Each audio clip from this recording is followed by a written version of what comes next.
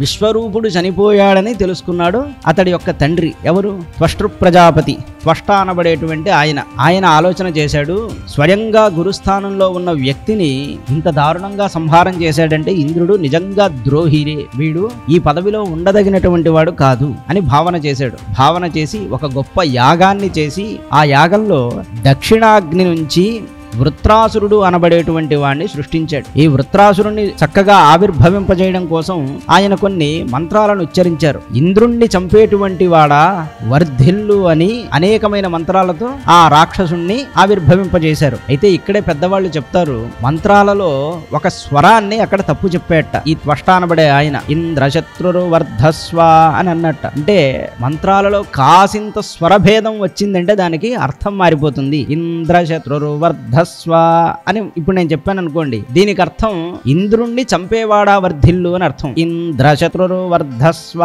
అన్నాను అనుకోండి, ఇంద్రుడిచే చచ్చువాడా వర్ధిల్లు అని అర్థం వస్తుంది. కేవలం నేను తలని అలా ఊపి స్వరాన్ని కొంచెం చెప్పాను అంతే, కానీ ఈ స్వరానికి అంత అర్థం మారిపోయింది.